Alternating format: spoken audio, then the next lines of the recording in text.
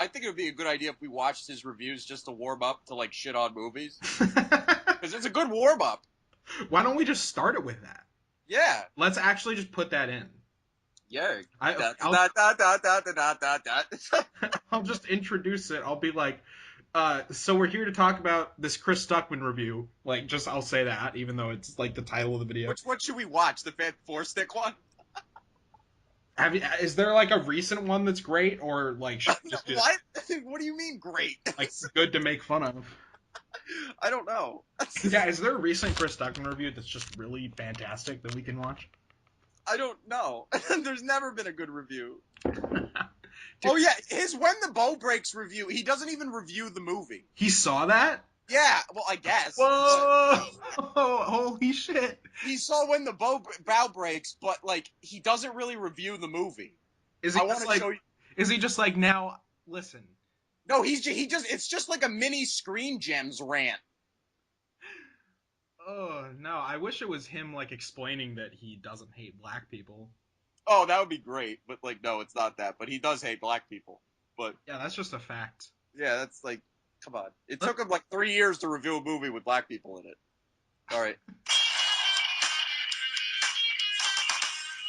When the Bow Breaks stars Morris Chestnut and Regina Hall as a couple who are trying to conceive a baby but are unable to because of medical reasons. So they look for a surrogate mother. Enter Anna Walsh, a very nice, sweet young girl who says all the things this couple wants to hear, and they agree to conceive a child with this woman as their surrogate. And of course, as you might expect, if you've ever seen any film like this, she becomes a psychopath, and now we have a romantic thriller. When it comes to movies like this, I like to look at the facts. I tend to be a very naive person when it comes to filmmakers and writers and actors and actresses. Why did you say that? Deep love for film that I tend to just think everyone is the same. Like everyone who makes movies just loves the art of filmmaking. Everyone who takes a role just loves the art of acting. Everyone who writes a screenplay just they have such a passion for writing. Yeah, everyone who fucking sucks cock in the back in the trailer. Yeah, they love it. They love making movies. His Yeah, I got wife big. These movies are made for us.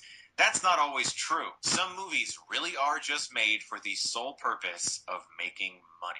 I call those movies conveyor belt movies. Oh, they might as well have been assembled look, by. He's trying to like make another tagline. Like, oh, these are conveyor belt movies. All right, we got another hilariosity. Did that even catch on? Did anyone use hilariosity? No, only his followers, I think. Like the only people I've heard use it, they only use it in content. It's not even like his fans use that in normal speak. They just use it as like, yeah, Chris Stuckman did another hilariosity review. None of them are like actually even his fans. They're not like actually using that term.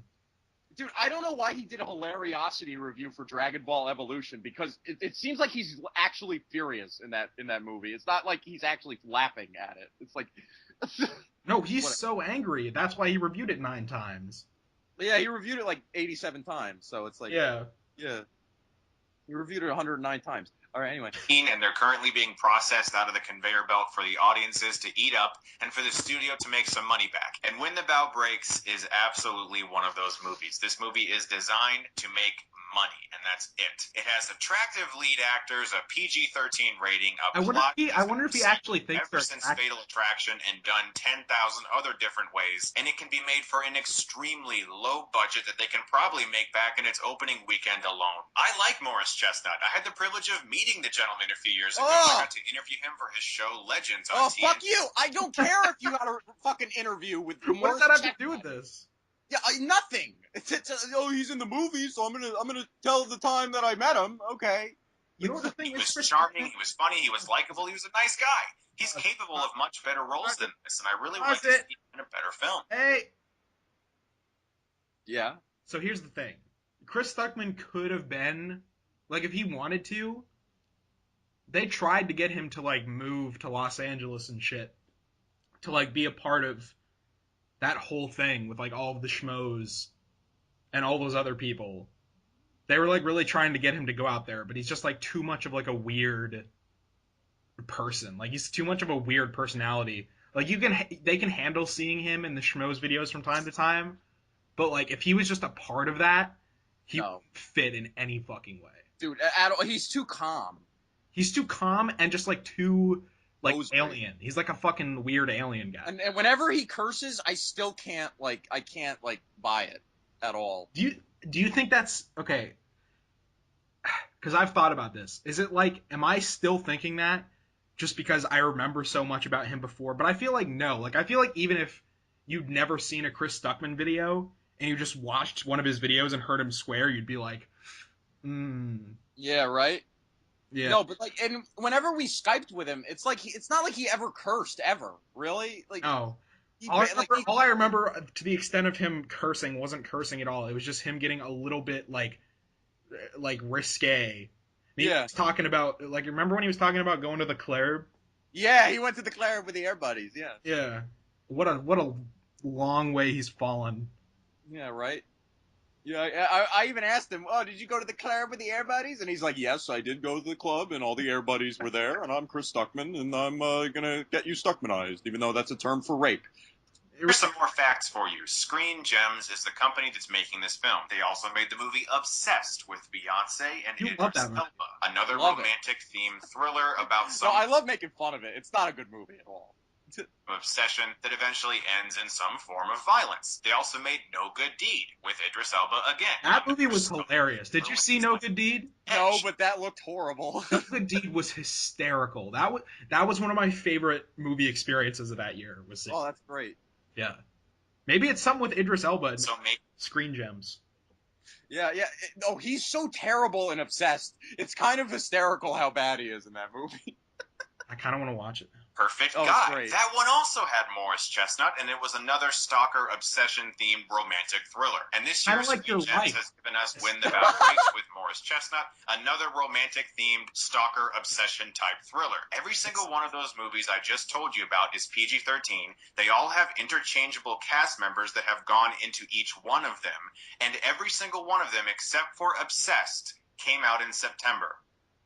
Screen Gems knows what they're doing. When the Bow Breaks is a conveyor belt. He sounds like he sounds like Marco Rubio at the debates when he's let's dispel this notion that Obama doesn't know. Oh my god!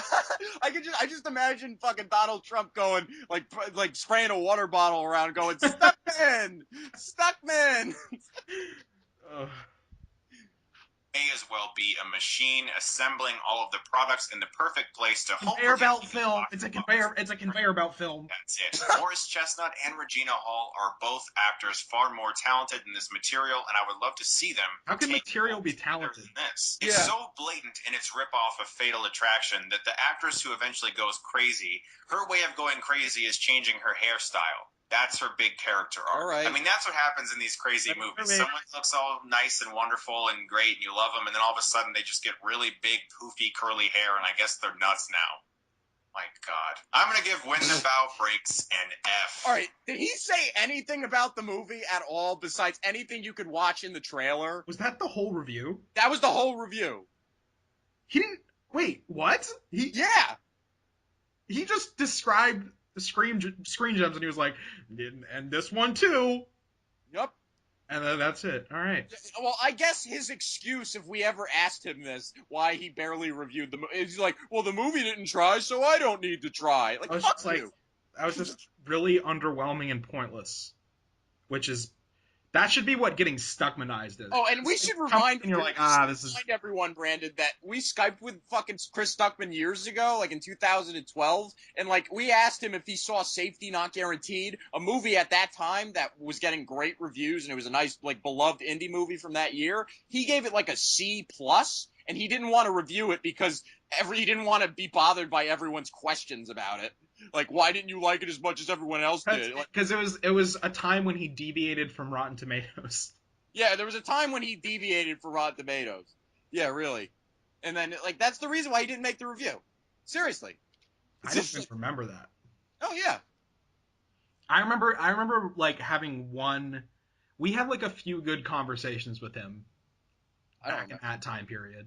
I don't remember good conversations with him. They were just okay, I guess. The only one I remember being good for myself, you weren't even there, I don't think. Or maybe you were for the beginning and then you left. Talking to him about horror movies. Yeah. For like 2 hours, and it was really fun. Yeah. I was like, oh, Chris, blah, blah. and now he's just a murderer. So Yeah, he murdered his wife, people. Anyway, we're here to do the fucking fall movie preview. yeah, We're going to start with October. Brandy. What do we have? you know what we're gonna be right now? What? The Octobergs. Yeah! The Octobergs. All right. Starting, we're using Movie Insider, so if you want to follow along with this, go to Movie Insider. Do you have this pulled up? No, I do not, but I'm going to, sir. All right. So I'll start this off by talking about Ice Guardians. Just kidding. What the fuck is Ice Guardians? Yeah, what? The first two movies for October are Ice Guardians and Growing Up Smith. Ew. We're not talking about those. Anyway, We're not talking October about we're not talking about Growing Up Smith because that's just a horrible no. October 7th, we have The Girl on a Train, which has Emily. Yeah, that looks great. It's directed by Tate Taylor, who did The Help and Get On Up. That's so weird. Yeah, I know, right? Go right to a weird thriller like that, in the vein of To Gone get out of Girl. that movie and be like, this was just like a mixture of the Gone Girl or of Gone Girl and The Help. Yeah, this stars Emily Blunt, Luke Evans, Justin Theroux, Haley Bennett, and Edgar Ramirez, who likes showing up in every movie now. And Girl on a Train, it's about Haley Bennett, and she was murdered, and Emily Blunt saw it, or she might have done it. I and saw the girl from the train. Yeah, and Allison Janney's like the typical fucking Allison Janney role. She's gonna play a cop, and she's like, "Oh, I think you did it," but and halfway through the movie, she's gonna be like, "No, you didn't do it." Oh wait, I made a mistake. I made a mistake. I'm sorry about that. I'm Allison Janney. Yeah. Fuck you, Allison Janney. Fuck your mom. All right. Anyway, middle school, the worst years of my life. Wait a minute. What the fuck? Hey, let's talk about the girl on the train for a second. Does it look? I know, because fucking Allison Janney's making me mad. I think that I'm really excited for that movie. So am I. But like, fuck Allison Janney. Like, All right. I mean, honestly, you know what's weird about that movie though is that I've seen the trailer so many fucking times. in the night, I hear it. Yeah. But like, every time I see that trailer come on, I'm like weirdly like thrilled by it. I'm like, ooh.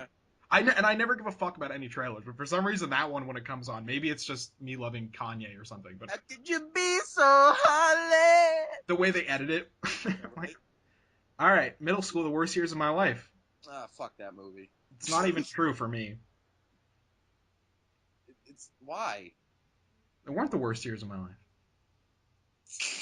Oh, you're taking it literally. Yeah. Oh no, elementary school. Elementary school were the worst years of my life. Yeah, for sure.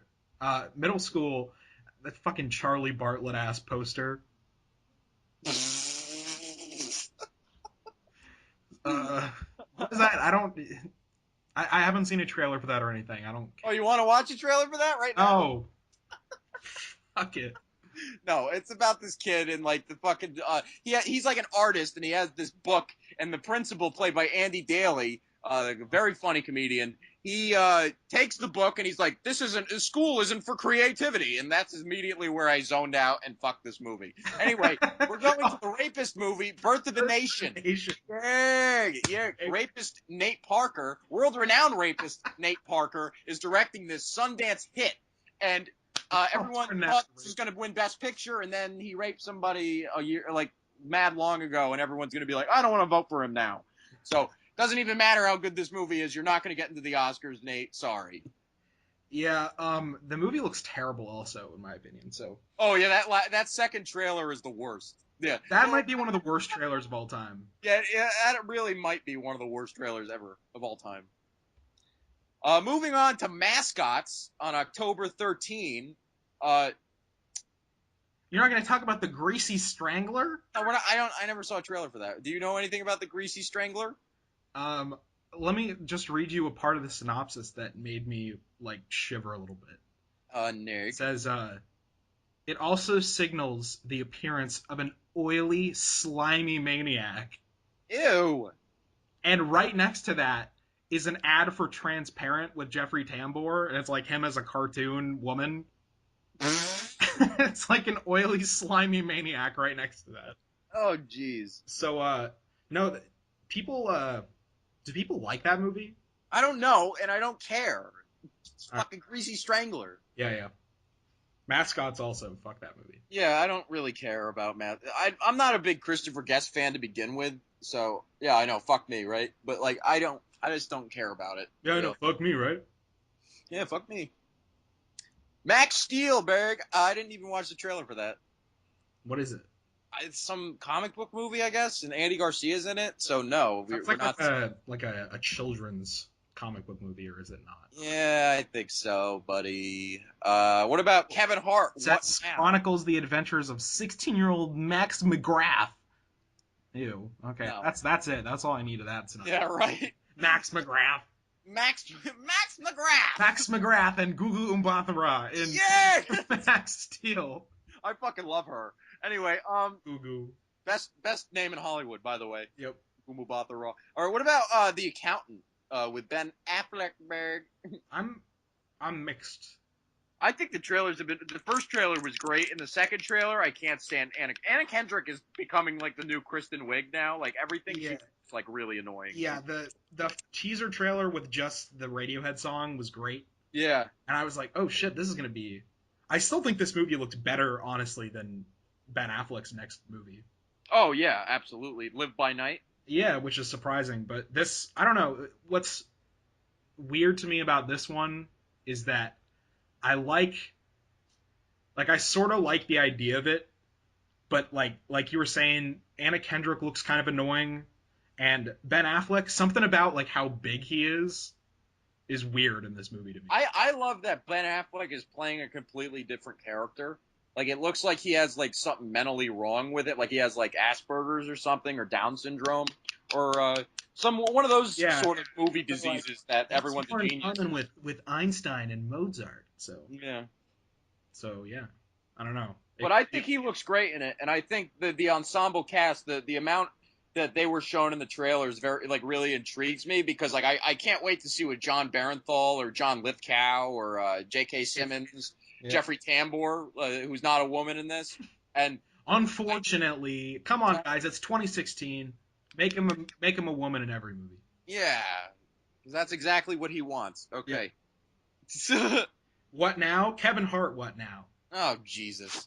I like Kevin Hart's stand up. Brandon hates Kevin Hart's stand up. Fucking. So I don't know where to go from here. I think the trailer for that movie, which I saw before Central Intelligence, like it's bad. Oh my god, when he's shooting up through the elevator and he's like, ah! And just like, oh, please, I kind of hate the teaser. Can I just play the teaser trailer, please? Yeah. Because it's only him making noises. Like it's just him just like making like the weirdest noises in the world. Play it. I don't think I've seen that. Shit. Oh really? Let's just go off me just hearing it. I want to. All right, you have to. Yeah. Teaser trailer. Okay. Because this is hysterical. Why did that need a teaser trailer? I don't know. That's so weird. Are they gonna have like a second theatrical trailer? Why not do it yourself? I think that's the one you saw. Where he's just making noises? No, this is the one I'm showing you. No, I know. I was saying, are they gonna have like a second trailer? They did. They have a second trailer.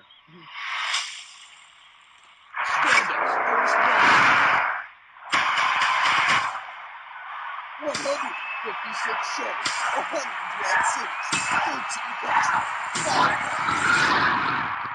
My name is Kevin Hart. Let's go make these people laugh.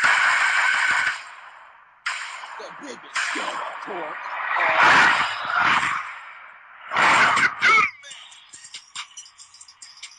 No. Becomes the comedy event of the year. No. In my city, I made history. We sold a football stadium out tonight. That's the whole trailer. We sold a football stadium out tonight. Why? Did you hear me? Did you hear me? He was like, ah. I can't conceive of. What? No, I'm not gonna restart my computer right now. What the fuck? What are we talking about? Fucking Kevin Hart. Kevin Hart. I don't know. I don't know what I was gonna say. I don't care. It's fucking Kevin Hart. I like Kevin Hart. I really have grown in terms of what I think of Kevin Hart, because I really did used to just hate him, but now I have seen him and in now several things that I Yeah. say I liked him in. So Yeah. I'm not just a hater, but I still don't like his I just don't like his stand up. It just doesn't appeal to me. Yeah, I feel you. So yeah. Desierto, what's that? Oh shit. That's the one where Jeffrey Dean Morgan plays like this Texan and he stands at the border and he looks to shoot illegal immigrants like Oh my coming in. god. Yeah, and Gail Garcia Bernal is just running around the entire time like, "Oh, don't shoot me." I don't know what they say. I don't know, but Jeffrey Dean Morgan looks really crazy in that. That sounds like it could be like a solid like B movie. Yeah. Um yeah, I'll have to watch a trailer for that. What about Christine? I didn't watch a trailer for that either. All right, that's gonna be good with Rebecca Hall. She plays like this real like reporter who like committed suicide on air. Anyway, moving on to fucking Jack Reacher, Never Go Back. I didn't see the first one, and I could care less about this. Uh, the trailer is literally just Tom Cruise punching people. So Yeah, that was basically the teaser for Jason Bourne, like before like the trailer came out, was they just showed him punching a guy. it's such an American like trailer. It's Yeah, like the whole appeal of it. It's just like Tom Cruise sits down next to someone who's like, or sits down, stands, is across from, is talking to some person who is unaware of the fact that they're about to get their ass kicked. It's yeah. like says something snarky and then boom, and then shot of a machine gun, and it's like, what? There's no plot even to this. It's literally just like that, and then some government workers being like, "Ooh, he's there, he's doing shit." So whatever. How about Keeping Up with the Joneses, Berg? Not a fan of that trailer. I thought the trailer had a couple like chuckle worthy moments, but I don't know. I expect more from this cast: Zach Galifianakis, Isla Fisher, John Hamm, and the director Greg Matola, who's given us Ah, great ah, fucking movies like Superbad and Adventureland, two of my favorite movies. And yeah. I don't know. I hope this is good, and I'm gonna see it because of the talent involved. But the trailer was just mediocre. I mean, there's an off chance that it's like they're really just trying hard to appeal to that like romantic comedy demographic, and then there's actually something more to that movie. But I don't know, just from like there were a couple funny moments ish, but it was just like a chuckle here or there. Nothing about it was like, oh, I need to see this movie. You're right. I mean, the cast, the director, everything. It should be a better movie than what it looks to be. And Gal Gadot is so hot. Yeah, and also, is she an actor? That's the question on all of our minds right now. I don't know. It's kind of interesting. Like I'm a little like into that because it's like Batman versus Superman. She's hot, but can she act? I And don't know. it's like a recurring TV show now. It's like, ooh, Gal Gadot. Is And she then gonna be good? by the time Justice League 2 comes out, we're all gonna be like, Gal Gadot? still. Gal Gadot? Is she good? Yeah, I don't know. Uh, Like Megan Fox? I don't know. dude, my most anticipated movie is next. Tyler Perry's Boo a Medea Halloween? Oh my god, you know what's fucking weird? What? Did you? I don't know if you responded to my text about this. What? In top 5, Oh yeah, they totally predicted this they movie. literally predicted the movie, Oh yeah. and it wasn't even in development. I don't think at that time. No, I think Tyler Perry did that as a goof just to get back at that joke. I'm pretty sure. He's like, you know what? That's a good idea. I got time. I got time for another one. Fuck you, Chris Rock. Remember when I saw the fuck movie was it that Tyler Perry was in? Oh, Alex Cross. No, shit. Where Good I was Deeds. like, oh, you know, this actually isn't. Oh yeah. You love Thandie Newton and Good Deeds. What was the movie? Good Deeds. Good Deeds. That's I was trying to think about it. Sorry, I'm racist, so I was like, no Good Deed. Idris Elba, no. So yeah, that movie. So why aren't you doing that? Team up with Thandie Newton again, you fuck. Team up with Thandie Newton, or I'm never paying to see another one of your movies again, Tyler Perry. If you're listening to this, and I know you are, team up with Thandie Newton again. You guys were the best. Electric chemistry. Anyway, I didn't see that movie. Anyway, Shit, Ouija, Origin of Evil. That looks like one of the worst movies ever. That little girl actress looks fucking atrocious in that movie. I guess I don't know. I don't think I think it's going to be better than the first movie because, and I didn't see the first movie, but I think it's going to be better than that just because the guy who directed Oculus is directing this, and they're trying to like overhaul it. Like they talked at this. I remember reading articles they were saying, yeah, we know Ouija sucks, so we're getting better talent, and we're going to make a really good movie. I don't know. I don't believe it, but it's possible. Watch that get better reviews than fucking Blair Witch. Blair Witch, the scariest movie of all time with 37% on Rotten Tomatoes. Yeah, another guy calls it the worst horror movie ever made. I don't even see how that movie is like a divisive thing because it's bad. Yeah. It has like a D cinema score, I think, though. Really? Well, people in general fucking hate Blair Witch. Like, anytime I see critics talk about the Blair Witch Project, they're praising it. But anytime I just hear people talk about it, it's like vicious hatred. Like, you hate that movie. I don't like it. No, I don't have like a vicious hate towards it. I just don't like it. I just But don't. generally, you don't. But generally, like film fan people are praising it usually, and it's just like people I meet randomly that are like, "Fuck the Blair Witch Project." I don't know why that comes up in conversation with people I just randomly meet, but Yeah, fuck the Blair Witch. just like taking a hit, like it's just unprompted. Yeah, right. It's I just mean, like, fuck the Blair Witch. man, it's your pup. But before I hand it back to you, fuck the Blair Witch. All right, have a nice bong hit, bro. Yeah, American Pastoral. I don't know. Yeah, it's a really good trail. Like it's a really well edited trailer. I think it looks nice. I just think the storyline looks really fucking depressing for no reason, and like Dakota Fanning looks like she just wants to be a bitch for no reason.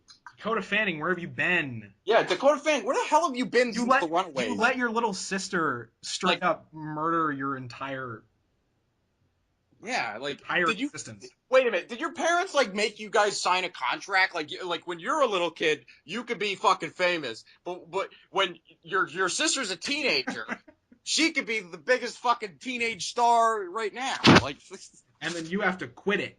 Yeah, and then you could come back for a Ewan McGregor directorial debut. Legitimately, the last movie I remember Dakota Fanning being in, and she was probably in something else. I just remember that there was a big controversy because she was in that movie where she was Hound Dog? raped. Yeah. That was years ago. No, that's the last movie I remember. No, I could give you like 6 years ago with The Runaways. That's the last time I remember. I never saw that. That was good. Kristen Stewart. Yeah. She was good in that. Moonlight. Yeah, talking about the gay black movie. Yeah. It's Carol. It's Carol via Frank Ocean or whatever the fuck Rick says. David Errolrick. Errolrick. Fuck that guy. Anyway, I think this looks absolutely outstanding, and I don't know. I hope this movie doesn't make me feel awkward because there's definitely going to be scenes of two guys making out and they're grabbing each other's crotch. You don't fuck with that? And I'm going to be like, not today, but I still think I'm going to like this movie. You know, it looks nice. It's not for me. Just not for me. Yeah. It does look like a great movie though. I'm just playing. Yeah, it does. Did Chris, our buddy Chris, did he see this yet? Oh yeah, it's like his second favorite movie of the year. Behind American Honey. Yeah. Yeah, this movie looks really good. Pretty great. Yeah. It's a really great trailer. Yep. It doesn't, spoil anything really, but I still feel like there's plenty to unpack about this movie. I don't feel like I know exactly what it's going to be. So, I hope they don't release another trailer for it, because that first trailer was just fine, and it gave us enough hint to what the movie could be. Yeah. Yeah. I'm excited for it. I'm sure I'll think it's really great, but I'm not actively excited for it, I guess I would say. But it's a movie that I know is probably going to be at least great, if not, fucking amazing. So it's in my Watch that gets completely snubbed by the Oscars. People are gonna be like, you don't like gays or blacks? They're like, no, wait, okay. We just don't want them mixing. Uh, so, do you know anything about In a Valley of Violence? No. Isn't Ty West Yeah, directing this it? is Ty West's Western with Ethan Hawke. So Mm. that should be good. But I thought the trailer was lame. I I didn't thought see the trailer. your buddy James Ransone from the Sinister movies, he looks horrible in that. What is James Ransom? The guy from Sinister, the cop. Oh, that's not my guy. Oh, the Emmys are on right now, and Dominic Rizzi, aka Movie Nerd Reviews, for those who are subscribed, you're not subscribed to him. But anyway, he's just texting me all the fucking Emmy winners right now. I don't give a fuck who wins the Emmys, bro. Like, I give the Emmys a 3.95. yeah, me too, bro. All right, moving on to fucking Rings, which I don't care I about. don't give a shit. Inferno. Inferno, dude, this looks like one of the funniest movies of the year, but I'm not seeing it. Wait, okay, on Rings, that's the Ring sequel, right? Yeah. Okay, so I watch. You know how they're doing the Ring versus the Grudge movie that just came out at festivals? Oh yeah, yeah. My friend's been telling me about that all year. It's like a Japanese movie though. Yeah. Well, I just watched. I'd never seen um the Grudge, the original. I just watched that the other day, and it's like not a great movie. So I just wanted to say that. Like, what the fuck? It's okay. Oh, you mean like the Asian one? Yeah, it's okay. It's just like a little white boy screaming. Like, it's, there's some cool shit in there, like with the way they do scares that I've always thought about. Because I'd like to make a horror movie someday if I was ever to become a director. And the type of scare that I wish there would be more of is like where you show like a person's face, and like the horror comes from just watching their reaction to it. Like this movie has a few moments. Like there's one where there's a woman walking through a hallway, and the music kind of comes up for a second. She's like, and then it just cuts with no music to like a shot of this creepy thing, and that's really cool. They did a little bit of that in like the Babadook. So that was the one cool thing about that movie. But that movie is like just whatever. So yeah, nothing to do with rings, but that creature is gonna fight the ring creature. So yeah. Weird. What about Inferno? Um, no. Yeah, that looks hilarious.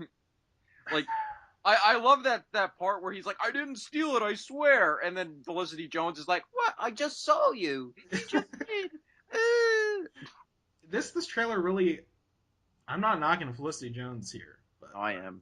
Fuck her in this. She looks so bad in yeah, this. well, what I was gonna say is this movie really highlights her teeth, like her. Yeah, right? That's all I'm thinking about this when I watch her in the trailer, because like She always has a weird smile anyway, but she's cute. yeah, but those teeth. She's British, bro. Get over it. True. 2016. Yeah, man. Get used to fucking unstraight teeth, bro. Crooked teeth. I don't know what any of these other movies are for the last week. Yeah, I don't care. Okay. Um, Doctor Strange, November. Doctor Strange.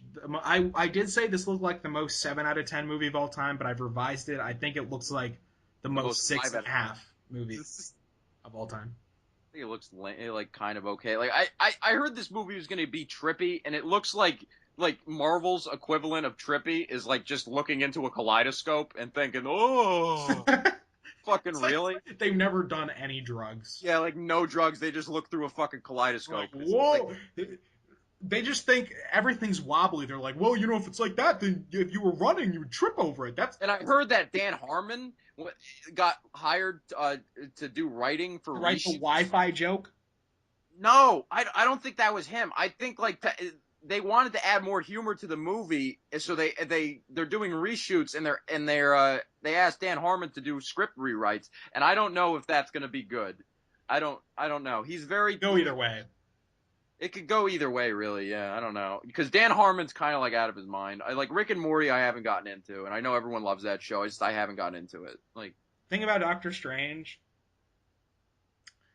this is a movie where I feel like even if I do like it or I don't, I have a pretty good concept of everything this movie's going to be mm, from start to finish. mm-hmm. Like, because I'm pretty sure It's just going to be mostly an origin story for like an hour and a half of it, and the last 30, 40 minutes are just going to be like a big battle, and then like at the end it's going to be ambiguous to be like, oh, what's he going to fucking save next? He's a hero now. Like, fuck you. yeah, and it'll build up. It, It's like just gonna, that last shot in the trailer is gonna be like the last shot in the movie, and it'll yeah. be like some voiceover, and it'll be ending. It'll be like dun dun dun dun dun dun dun dun dun dun dun. As the credits go. I am Iron Man. I am Doctor Strange. Bergs. See, that's why we're Bergs. That's All right. that's why we're the Novembergs right now. Yeah, we're gonna be the December guests later. Anyway, what about Trolls? Anyway, Hacksaw Ridge. Yeah. Fuck Trolls. Anyway, Hacksaw Ridge is Mel Gibson's next movie, and he's honestly, I love your review for Bloodfather, even like your little written review for Bloodfather, because you were like praising the shit out of Mel Gibson, even though I don't agree with you with that movie really, but like I think Mel Gibson's such a fucking great actor, and like and even though this has nothing to do with it, I really think he's a great actor, but I never saw any of his directorial movies ever. Like, I saw Passion of the Christ a long time ago and hated it. I never saw that. Apocalypto is weird because it's like Apocalypto. People are talking about. I hear people saying Mel Gibson's such a great director, and they always reference Apocalypto. But that movie got like bad reviews, so I'm always really confused. Did? Yeah, I mean not bad reviews, but it got like That was on a lot of best of the year lists. I remember. pretty sure it got like in the 50s on Rotten Tomatoes. I remember it was on a lot of best of lists that year. That's all I remember. I'm gonna look it up right now to see what reviews this movie got. But yeah, I haven't seen Apocalypto. No, I thought that was cool though, even though I wasn't interested in seeing that ever. But I always thought it was cool that Mel Gibson directed a movie featuring like no actors that anybody knows, and like he just wants to make an important story. I thought that was I mean, cool. that's kind of what Passion of the Christ was too. I mean, he had the well, this got a 65%, so never mind. Yeah. Decent. But, I thought the trailer for Hacksaw Ridge was decent. Chris makes fun of it, but I think I think Andrew Garfield looks really good in this movie, and I think the trailer does have a couple sappy moments, but I think the cast could be good, and I think the action looks outstanding. So There are a couple moments where Andrew Garfield just looks like a fucking faggot in this trailer. Yeah, a little bit, but then I still think the movie looks really good. Yeah, I actually, I'm actually really looking forward to it. It looks classically done in a way that's not annoying, like not. Yeah. Like, Like it doesn't look too cheap, really, like in the regular scenes. Like I was worried about that, but no, it looks fine. Like it looks like a decent movie to me. yeah. And I love the scene where this probably didn't happen, but he kicks a grenade. Like what? Oh, yeah, that was the part of the trailer that started to get a little cheesy, where it was like when they put up all the text and it's like the what the fuck is the line? It's like one of our greatest heroes Yeah. ever fired a single bullet, and then it cuts to a shot of him kicking a grenade, and you're like, what the fuck? I'm pretty sure he didn't do that. Yeah, that definitely did not happen. And if it did, that's pretty fucking cool. But Moving on to Loving, the next Jeff Nichols movie, which stars Joel Egerton and Ruth Negga, and also stars Nick Kroll and Michael Shannon. say that name again. Loving. That name of the person. Nick Kroll? No. Oh, Ruth Negga. Oh, okay. Not. No, I know your trick. Anyway, Loving. It's about Joel Egerton and Ruth Negga. They're a married couple, and they're not allowed to be married because they're mixed. They're mixed. She's black. He's white. Oh no. Yep, and they go to jail for that, I guess. And I don't really like Jeff Nichols as a director, really. I think he makes a lot of really overhyped movies. I thought Mud was fucking overhyped. I thought Midnight fucking Special was overhyped. I think he makes okay movies that are just really overpraised. And I think this is going to be another one that just looks really sappy. And yeah, it might be well acted, but I doubt that it'll get any Oscar traction. Really, because I think it's going to get mixed reviews, but hopefully. Yeah, pretty prolific director at this point. Second movie this year. Whatever. Midnight Special was supposed to come out in November. I'm with you on Mud, but I really like Midnight Special. Bleed for this. Yes. Yes. That looks like probably one of the best boxing movies ever, like since Raging Bull, I'd say. Like, I really think this looks fucking great. And I'm not just saying that because of Miles Teller's in it, and I love him, but I think that that's one of the best trailers of the year. Like, it was just so well cut. They're putting Billy Squires' stroke in there, like it's perfect for me. And it's just, I love the other song they put in there too at the end. It's great. And Aaron Eckhart looks fantastic. Yeah, I barely recognized him. Like, Yeah, he when I looks first watched it, I fantastic. texted you about that. I was like, what the fuck? He's in this? Mm, Yeah. It looks really good.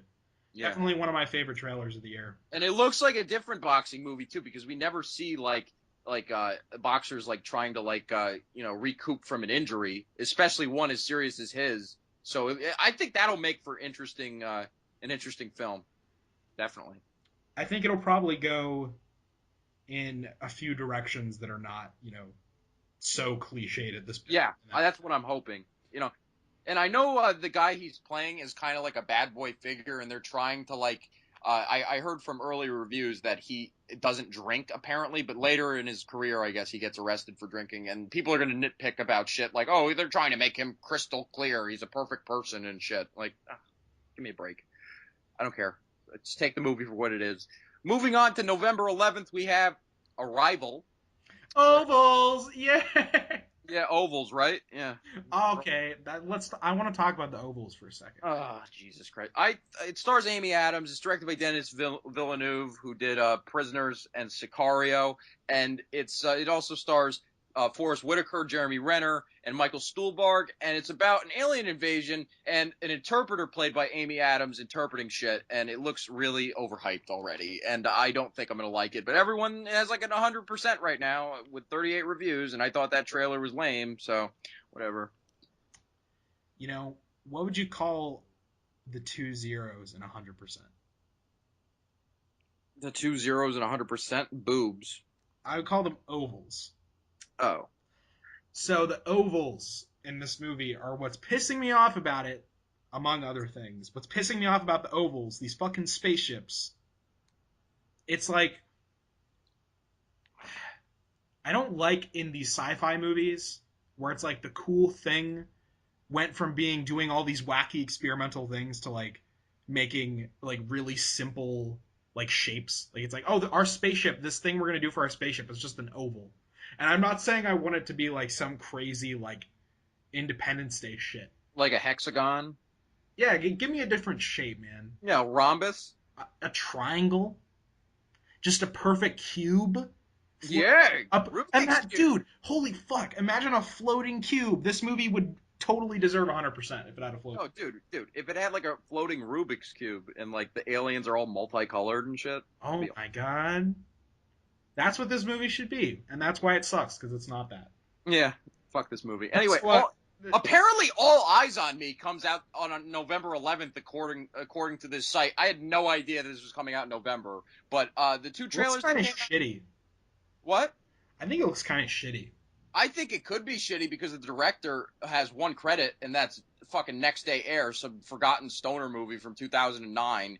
And if anything, I think it looks definitely well acted from the guy who plays Tupac, who looks pretty much just like him, and his mother, played by an actress from The Walking Dead. And I think it could be good in some ways, but the trailers have been sort of underwhelming. But I think it could be okay. I have hope for it. I feel like it's really bad, and I feel like they're not gonna push this movie. I haven't seen a trailer for it in theaters, No. and I think they're trying to bury it because it looks pretty bad. Like when they first released that teaser, I was with it, and it was almost like, they're obviously riding off of Straight to Compton, Yeah. but it's like this is not that movie at all. Like it even remotely. It looks more like Notorious, and that's funny because the guy who played Notorious B.I.G. is playing Notorious B.I.G. in this movie. Really? Yeah, Jamal Woolard, and I thought he was great in that movie too. I think Notorious is pretty underrated, but Well, whatever. that's at least an interesting thing. Yeah, that's pretty interesting. I forgot to mention that. Yeah, that's true. Wow, that actually is really interesting to me. Yeah, So right. like, wow, I'm with Yeah. it. Yeah, I like it. All right, now you're in. Now you're with it because the actor who plays Biggie. Okay. Just for that, that's all I fucking care about. Almost Christmas. I know you want to see this because it's your favorite. What is it? It's that black ensemble comedy about Christmas. It stars Danny Glover and DC Young Fly and Who's the one white guy in it? John Michael Higgins. Yes. All right. I have no opinion. What about Shut In?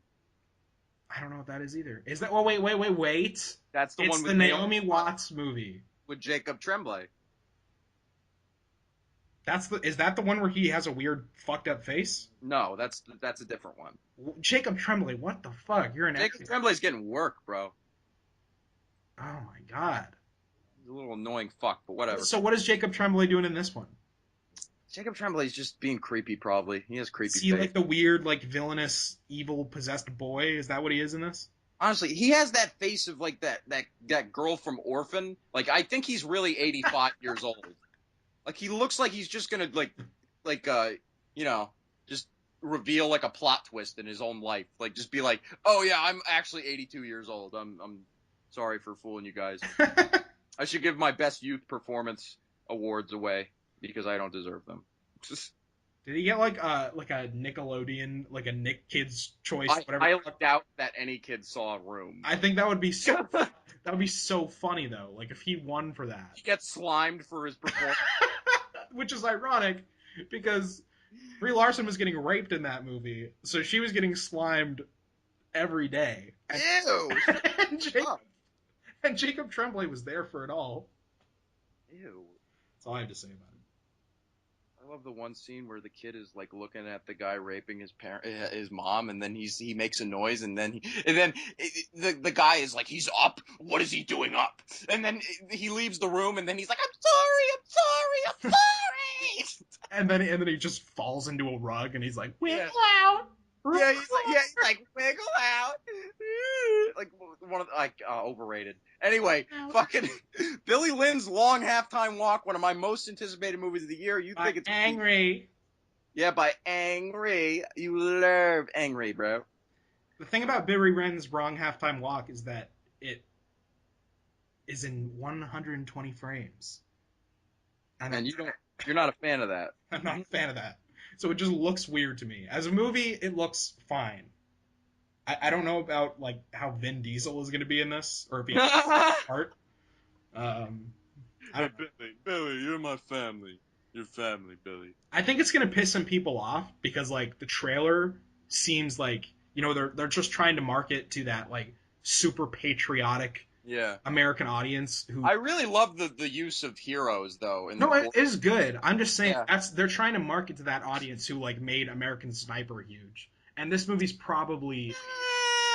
I don't know. I think this definitely has like a more of a questioning war sort of thing. Like American Sniper sort of embraced. Yeah, but I don't think they're pushing that. That like really the only thing that alludes. Oh, I kind of do think so. I heard the last shot in the trailer, but I heard the novel was very like sort of like very skeptical of war. No, I'm not saying that. That's what I'm saying. I'm saying the movie is going to be that. I'm saying they're not marketing the movie to that like type of audience. I don't think. I think all the people that are. All right, I understand what you're saying. Because like they're like the American flags and like everything. I can just tell, and just being in audiences for certain movies and hearing like a bunch of old people be like, yes, that looks very good. Like they're going to expect a certain thing, and I feel like this movie is going to go pretty far in that direction. I feel like that's kind of going to be what it's all about. Yes. So.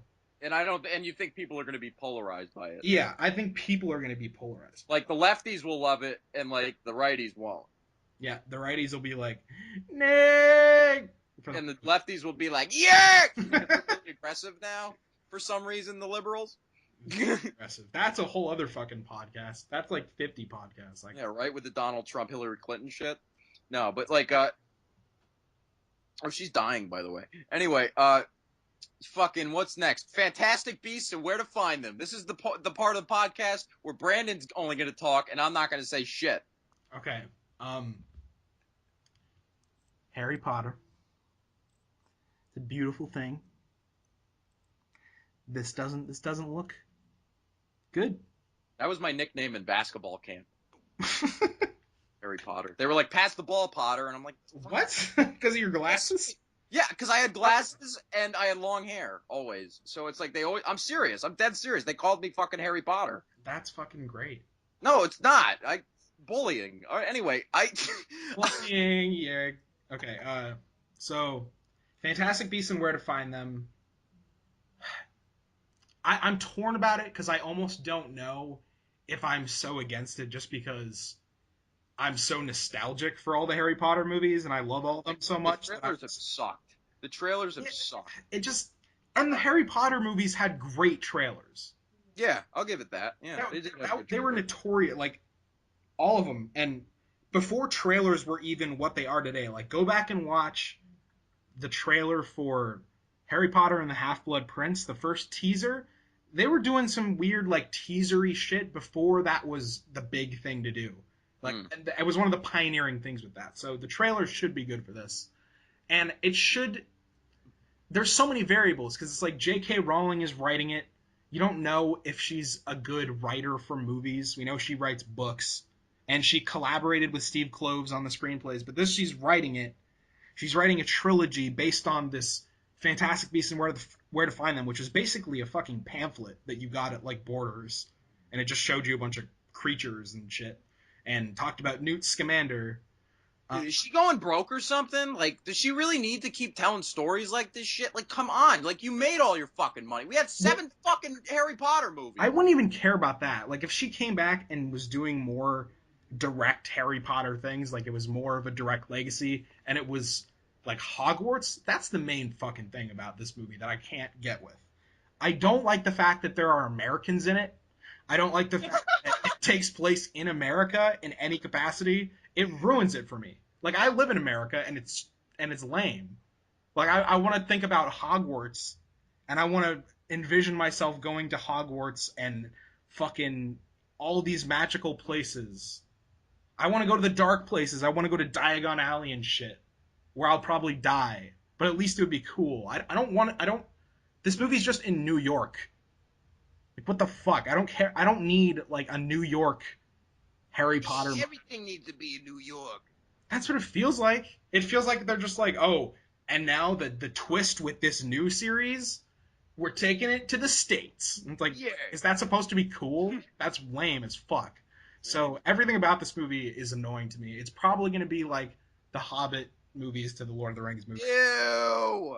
Yeah, it's probably going to be that. I've seen people on various movie talk shows say that they're like super hyped for this movie. And all they've said about it is it's like, oh, I love all the magic and all the creatures. Yeah, It's like, shut the fuck up. Like that. I mean, that's cool and everything, but the whole thing with Harry Potter was the characters and then just the world. So maybe they'll expand the world in an interesting way here. I don't think that that's gonna happen. And also, it has Eddie Redmayne in the lead role, Eddie Redmayne. and he's so goddamn annoying. Like I get it. He's a great actor. Sure. I'm Eddie Redmayne. Exactly. That's what he is. That's what he fucking is now. I don't know. That's how he talks. I don't know. It makes me so sad that like the next part of the Harry Potter world that I'm gonna have to watch is gonna be starring Eddie Redmayne for 3 movies. I really hate that he was nominated for Danish Girl because he looked terrible in that. He looked awful. He looked horrible in that. Like a bad performance. Yeah. That's all I have to say about Fantastic Beasts and Where to Find Them. Fuck it. All right. Edge of 17 with my girl Haley Steinfeld. Yeah. Why do you want to fuck Haley Steinfeld so bad? I don't know, dude. She grew up in a good way, dude. She looks fucking beautiful. I literally want to go out with her. I really want to date this girl. I really do. That's okay. I think she looks fantastic in it, and I heard the movie. The movie got good reviews at TIFF, and I think it looks like a great teen movie. And from a fucking girl perspective, out of nowhere, like this looks like one of the better teen movies of the past couple of years. So, and Woody Harrelson's in it, so fuck yeah. So, yeah, and Haley Steinfeld looks beautiful in it. So yeah, I saw the trailer for this like 2 months ago, and I remember I laughed out loud in the trailer too. I remember laughing at the first part. That never happens in like trailers for movies like these, where like it's like chick flick teen movies. Like I never laugh in the trailers, and I laughed in this trailer quite a few times. Well, if it's getting good reviews, I'll. I don't have anything against it. Like I don't know much about it. So It'll probably be good. Moving on to Nocturnal Animals.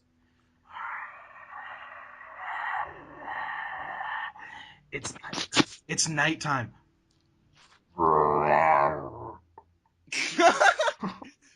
This movie is this is gonna be fucking great, but it stars Jake Gyllenhaal as a guy who's divorced from his whore ex-wife, played by Amy Adams, who can't fucking sleep, so she's a nocturnal animal. And he writes her a book, and it's like all violent and shit, and it looks fucking great. Like The imagery in this trailer, like I can't wait to see this movie. Yeah, me neither. And there's not a whole lot like to it in terms of like what we've seen to really dig deep into. Yeah, I really don't want to either. I don't want to either. I want to be taken back by it. Killer. I want to just go in the theater and like get fucked up. Not like get fucked up and see it, although probably. Yeah, although probably, yeah. That's but the just world like have the movie fuck me up. And then yeah. Anything else to say about that movie? Nope, I think it looks fantastic. Yeah, I feel this is one of the ones that I'm like most excited for, but have like the least to say about. Yeah. So we'll see. Chris saw it. He loved it. Did he? He loved Aaron Taylor Johnson in it. I totally forgot he was in that. Yeah, he looks great in that. And then his wife is just directing 50 Shades Darker. No, he directed. No, she directed the first one. He's not directing. No, the guy who directed Glenn Ross is directing the sequel. That's hilarious. Yeah, I know. You know that movie broke the Star Wars Force Awakens record for most trailer views in one day, 50 Shades Darker? Yeah. I thought no one gave a shit about this franchise. Yeah, I didn't think so. I didn't everyone like hate on that movie when it came out? Everyone hated the first one, and it wasn't even like I saw it with some people and we had fun like making fun of it, but even to that extent, it wasn't great. So like I don't understand what the curiosity fact. I mean, I watched the trailer, so I guess I'm part of the problem, but I don't know. It seems odd to me that especially that it would break the fucking record. I don't know. I didn't even watch it. Fuck that. But that doesn't even come out. Anyway, Manchester by the Sea is next, and that stars Casey Affleck and Kyle Chandler and Michelle Williams, and it's about Casey Affleck taking care, being the guardian of this kid who died. Thank God. Fucking Kyle Chandler, who the dad of the kid in this movie, and you were saying Kyle Chandler played the kid, and I was like, no, Kyle Chandler did not play the kid. No, he played the dad, and like he dies, and the kid fucking has to be under guardianship of somebody, and he's like, I don't want you to be my guardian, Casey Affleck. I don't want you to be my guardian. And he calls the Guardians of the Galaxy. Yep. This is the next MCU film. Got a feeling. Marvel's Manchester by the Sea. Yeah. What would that be? That'd be great.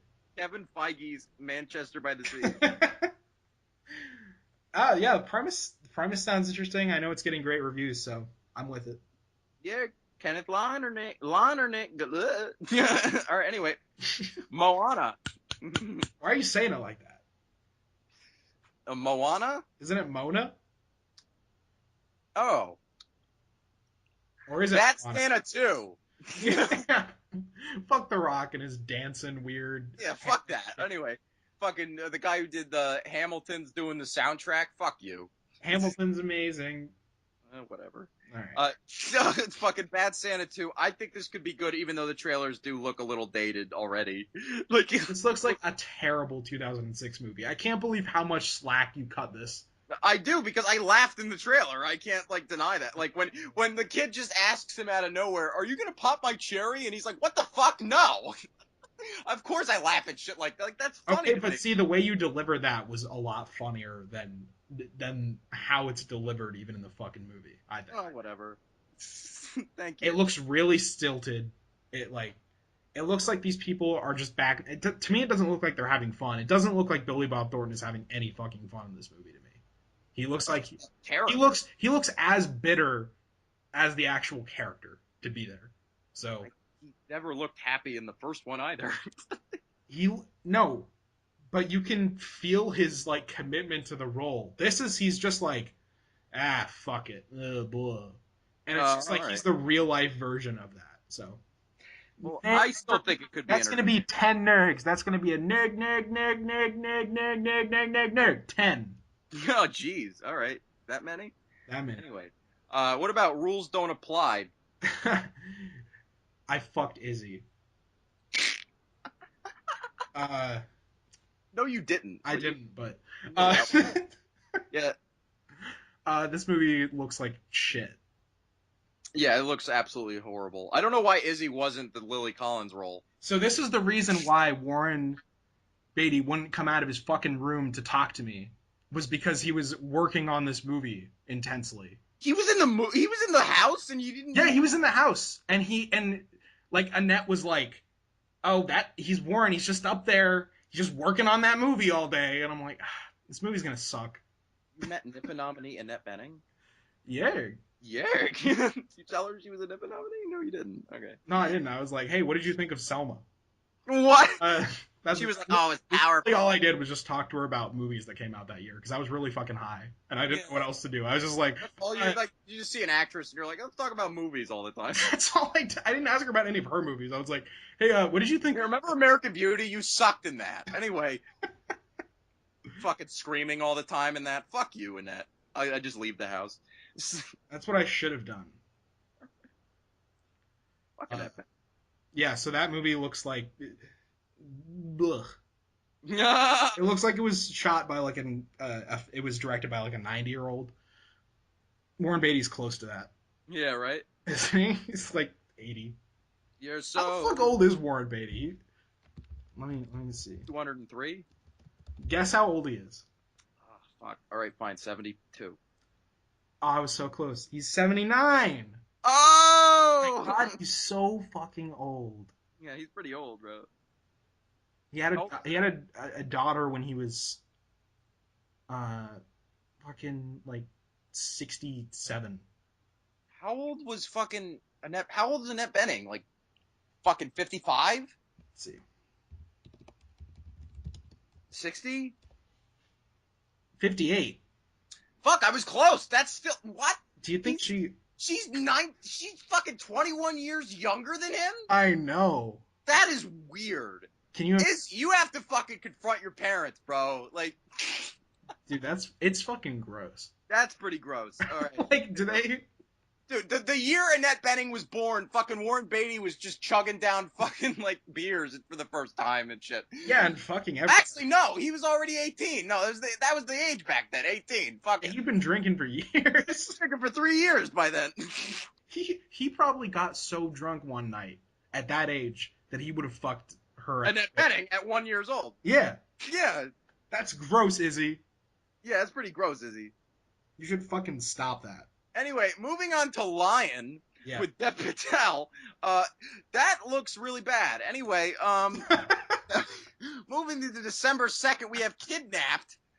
December. Is that the next December guests? Yes. Is this like the second movie where I almost called her Katy Perry? What? it's like The Call.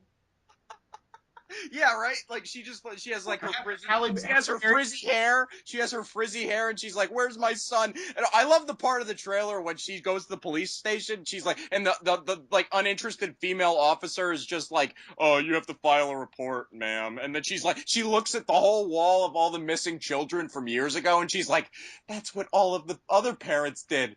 I'm not gonna do that." Fucking no. Oh, Jesus. And how did she even lose her kid? She saw the guy putting the kid in the goddamn car. She could have gotten the license plate. What the fuck? Why does that kid look so like he doesn't deserve to be kidnapped either? Like an incompetent. He looks so annoying. Like that. Who would want to kidnap that kid? She's an incompetent action hero. That and like she was Catwoman, so she should be fucking like. Oh God. Son. She's God. Now, I used to love Halle Berry. I don't like her anymore. Like, I don't even care. I never even, like, Like, she's like a legitimately bad actress now. I don't even like her in any of the X-Men movies.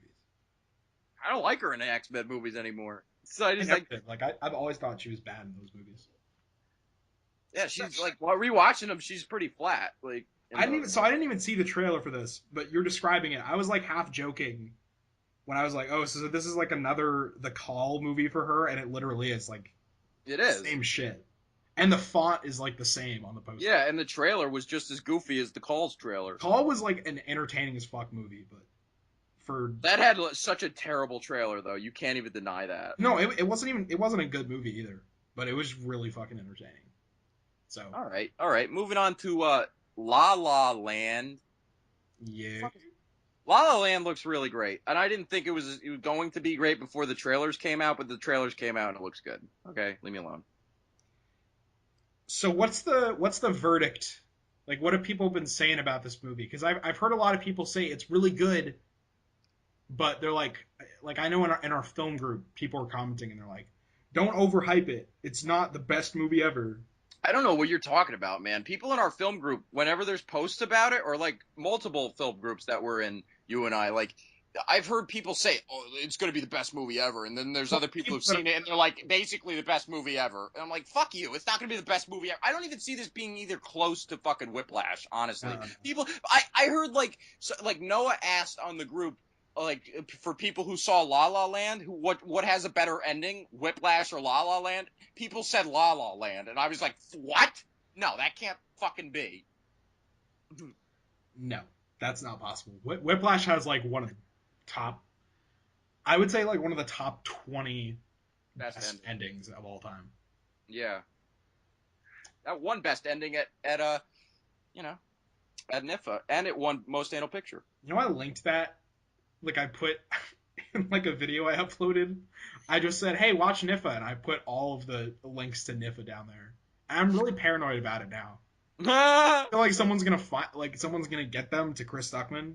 Oh, they are. Should I take them down? No, who cares if he sees them?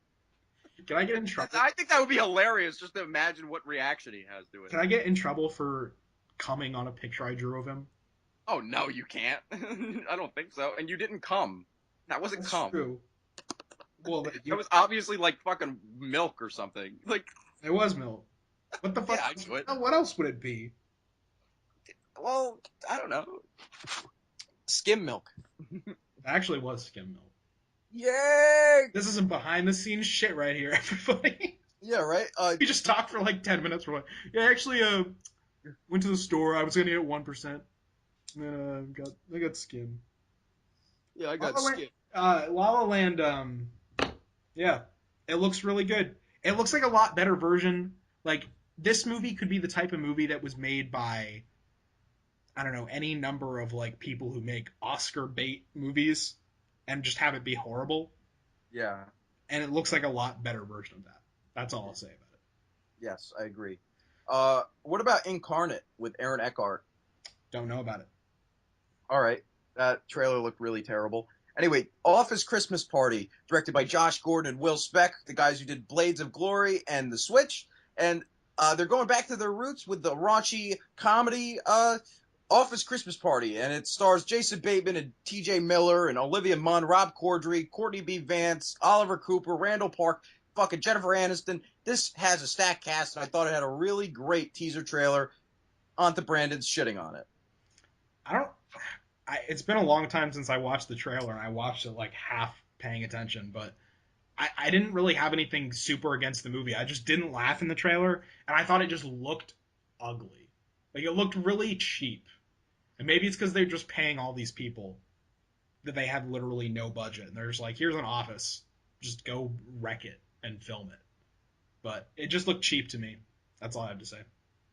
All right, what about Jackie, the new Jackie Kennedy biopic starring Natalie Portman? First of all, I've heard people are adoring this movie. yeah, Jason is calling it the best movie of the year, and I'm like, what? Came out of nowhere.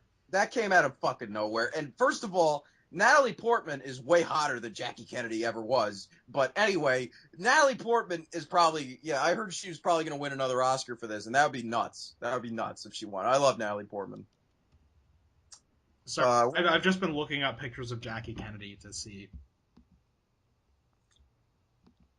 how unattractive she is in comparison. Oh, Jackie Kennedy is so fuckable. Like, not anymore. She's dead. But compared to Natalie Portman, dude, she looks like fucking Kathy Griffin. Yeah.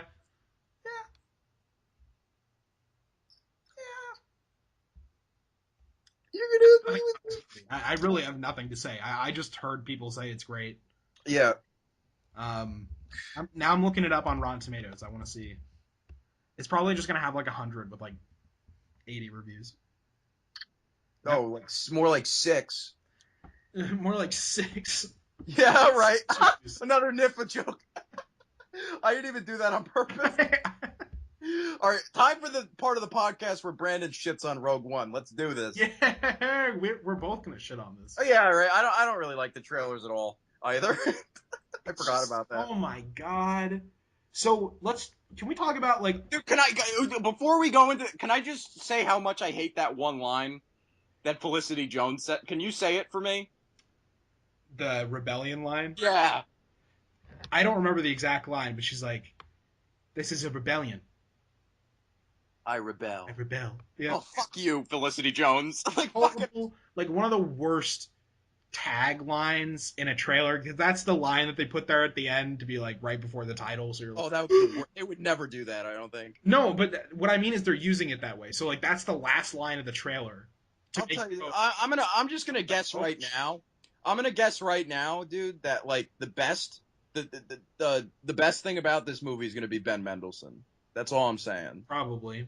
And Ben Mendelsohn's fucking great. So He's not. I mean, he's never been bad. So he probably will be a great part. The thing about this movie, first of all, what the fuck is happening with it? Everything is going crazy. They literally just replaced the composer 2 days ago. Yeah, I heard about that. Got Michael Giacchino in there. Hey, that would be That's not bad. After Who they replace? Desplat. Well, it's not that that's a bad choice. It's just so much shit has been happening with this movie. All the reshoots, the fact that apparently there was, a much darker version of this movie originally that was like war, and then Disney came in and fucked it up and made it happy and Mickey Mousey and shit. Honestly, I did like the dark tone of the trailer. It looked significantly darker than any of the other Star Wars movies in a good way. But at the same time, the thing that ruined it were the fucking corny ass lines. Yeah, that part doesn't even bother me really. I don't even really care if it's not a dark war movie. The thing that is annoying to me, well, first of all, yeah, the dialogue, just in general, it's fucking Gareth. Is it Gareth Edwards? Yeah, it's the I guy always mix up Evans and Edwards. Monsters and Godzilla he did. And Monsters was decent, and Godzilla was disappointing. He just makes movies with very little, I want to say like accessible emotional core. Yeah, I'll give you that. And Godzilla was just like, none of those characters fucking mattered. I didn't care about anybody in that movie. And this movie looks like it's going to be the same thing, where it's going to be they killed off the only likable character in that movie 15 minutes in.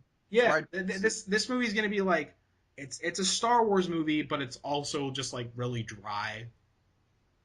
I don't know. Like visually, it looks fine. I also hated. We watched that second trailer. The way they threw in that like 2-second shot of Darth Vader. It's like, can you shut the fuck up? Like, yeah, please. Does that why? Like, why? It just annoys me because then I just immediately think of like Alan Gunn. Yeah, right. I just think of people watching that and being like, "Oh fuck." Oh my god, I'm a nerd. I'm Alan Gerd. Alan Gerd. I haven't done that in like 3 years. Did it feel good? I feel fucking spectacular. I wasn't expecting that. Okay. Yeah. Yeah. So Rogue One looks like a movie that I was so fucking excited for The Force Awakens. And it's really depressing because honestly, I think now it's all over. Like now I'm never going to have that type of excitement for a movie ever. Like it's just, and not just me, just the world in general. Like, there's so much fucking hype for Star Wars: The Force Awakens, and now that it's out, now that we've gotten that out of the way, like, I still am really excited for Episode 8, but like these movies, I couldn't give less of a shit, and I don't think people in general care. All right, moving on to The Space Between Us. Ironic because Star Wars is in space. No, it's just a coincidence. Sure. Yeah, who gives a shit about Asa Butterfield, really?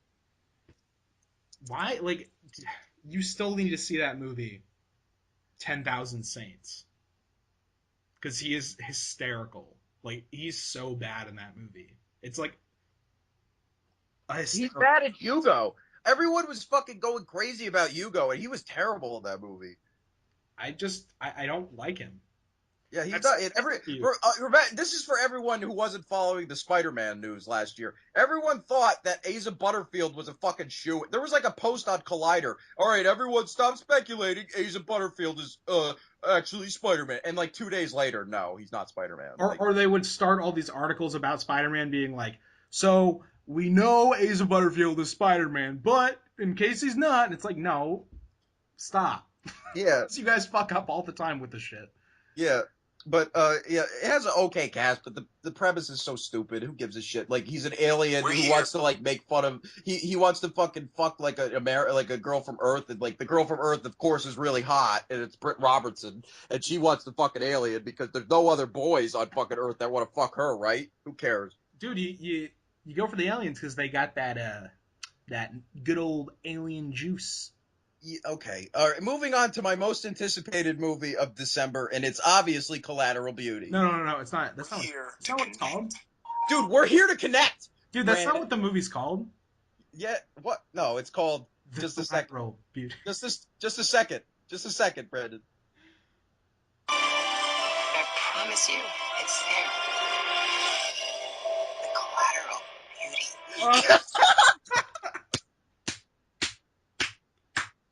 It's the best thing in the world. All right, that's the greatest shit. Beauty. I want to play that again. I'm sorry. That's the funniest shit to me. Like, I promise you, it's there. The collateral beauty. So good. Oh my god. I have something to say about this. oh. So before we get into how funny this is, I was seeing a movie the other day, and I was really, really high, and this trailer came on, and for some reason, like, as it's going and the music is swelling, I was like, this is beautiful. Like, I started to get, like, emotionally attached to it. I was like, oh, wow. And then it ended, and I was like, oh, come on. What? You thought this looked good? No, I didn't think it looked good. I just got swept into it, okay? That's hysterical. I had a moment. Sometimes it happens. This looks like horseshit, this movie. This looks hysterical. This looks fucking horrible, this movie. And Will Smith, I heard he doesn't even talk in, like, the first, like, act of it because he's so depressed that he fucking, like, dropped his daughter, I think. Because don't they hint that in the trailer that he's twirling his daughter around and he lets her go? Okay, well, and then she, like, cracks her head or something? The part that even broke this in the trailer for me that I was talking about. Yeah. The funniest moment in, like, any trailer I've seen this year, which is when he like, grabs Keira Knightley. He's like, I saw you in her eyes, and you betrayed me, or whatever. Oh, I have the trailer right here. I can play it. Watch Fine. I saw you in her eyes when she called me daddy, and you betrayed me.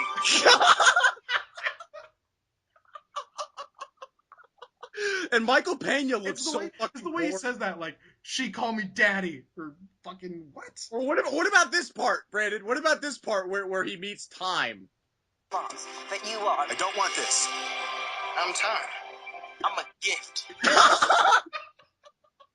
I'm a gift. I'm a gift. This looks like the best movie of the year. I don't care. This looks hysterical. This looks like the next Aloha, and Aloha was just like one of those I like. think this is the movie that I got to drive up.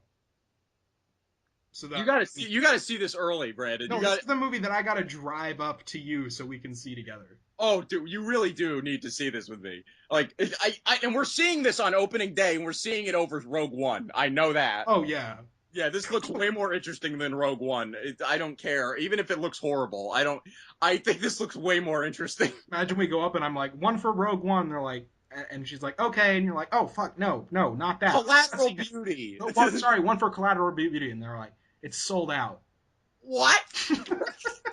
Because we overhyped it and we can't even see it now. Rogue One, we're all fuck. All right, fine, we'll see Rogue One. Oh, fucking Rogue One. No, this movie looks amazing. Yeah, it looks absolutely incredible. I just love, like, it's so basic. Yeah. That term applies so well to this movie, just like the way it starts. Love, time, death. It's like, No, this is the opening line. We're here to connect. We're here to connect, Brandon. it's like even better just hearing it. Oh, you're right about Michael Pena. Like, he looks like he doesn't give a fuck. Michael Pena, dude, if you pause at the part where they're showing everyone who's in the movie, if you pause when it goes to Michael Pena, his face is priceless. It looks like he's like, what the fuck am I doing in this movie? You know, I was in End of Watch. No, the look on his face is like, dude, I'm a Scientologist and I think this shit is crazy. This shit is crazier than Scientology. This is... Oh. And Michael Pena is a Scientologist. I'm not making that up. Do you think it has any bearing on this movie's quality? Like, whether they're actually, like, ghosts, or if it's just, like, in his head? Dude, I don't give a fuck. It looks to me like, there's shots in this trailer where, like, those characters, you could see in the other frame that they're talking to other characters. See, that's what I want. I think that's going to be even funnier if they That's going to be even funnier. Like, them do that and they just don't like, explain personifications of all those things. Dude, if they don't even explain it, that would be the funniest Hysterical. shit in the world. Yeah, right? No, but the funniest thing about it, and this is why people are fucking retarded to me, this trailer has 1,685,147 views. It has 10,587 likes, 570 dislikes. Jeez. People are thinking this movie looks fucking amazing. Like Tom Chatmash. Oh yeah, that's right.